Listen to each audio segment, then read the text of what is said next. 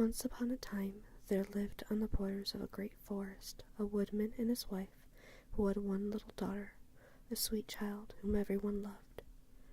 She was a joy of her father and mother's hearts. To please her, her mother made her a little scarlet cloak and hood. The child looked so pretty in it that everybody called her Little Red Riding Hood. One day, her mother sent her to visit her grandmother, a spirited elderly woman who lived in the heart of the wood, to take her some fresh butter and new-laid eggs and a nice cake. Little Red Riding Hood was very pleased to be sent on this errand, for she liked to do kind things and always enjoyed visits with grandmother. Little Red Riding Hood's mother wisely instructed her to be sure to stay in the path, for the forest can be dangerous for those who stray. The sun was shining brightly as Little Red Riding Hood set off on her journey, but it was pleasantly cool under the shade of the old trees. She sang with glee as she walked. She soon spied colorful butterflies flying playfully in the sun, and forgetting her mother's instructions, skipped along behind them off the path into the forest.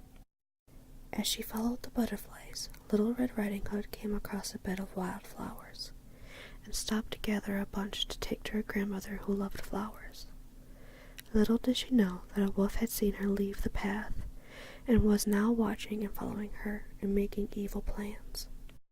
The wolf was hungry and would have liked to eat Little Red Riding Hood right then and there, but he was also crafty, and knew that woodsmen and hunters might hear her screams.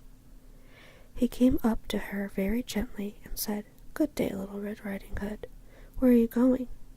"To see my grandmother," said the child, "and take her a present from mother of eggs and butter and cake." "Where does your grandmamma live?" asked the wolf. "Quite in the middle of the woods," she replied. The wolf knew the house, and his plan took shape. "Good day, Red Riding Hood," he said, and the wolf ran off as fast as he could. The wolf ran quickly off to grandmother's cottage, intending to eat the grandmother, then do the same to Little Red Riding Hood when she arrived. To his disappointment, when he arrived at grandmother's cottage, he found it empty. Grandmother had gone off to the market to buy a new broom. She had worn out the old one, keeping the cottage clean of forest dirt. The wolf dressed himself in the grandmother's nightgown and cap, and got into bed to await Little Red Riding Hood. Soon, Little Red Riding Hood reached her grandmother's house and tapped at the door. "Come in," said the wolf, in a voice he hoped would sound like the grandmother's. Red Riding Hood thought grandmother must have a cold, she spoke so hoarsely, but she went in at once, and there lay her granny, as she thought, in bed. "If you please, grandmamma, mother sends you some butter and eggs," she said. "Come here, dear," said the wicked wolf, "and let me kiss you," and Red Riding Hood obeyed. But when Red Riding Hood saw the wolf, she felt frightened. The creature was dressed as her grandmother, but did not look quite the same. "Grandmamma," she said, "what a great nose you have." "All the better to smell you with, my dear," said the wolf. "And grandmamma, what large ears you have." "All the better to hear you with, my dear." "Ah, grandmamma, what large eyes you have." "All the better to see you with, my dear," said the wolf, showing his teeth, for he longed to eat the child up. "Oh, grandmamma, and what great teeth you have," said Red Riding Hood. "All the better to eat you up with," growled the wolf, and jumping out of bed, he rushed at Little Red Riding Hood.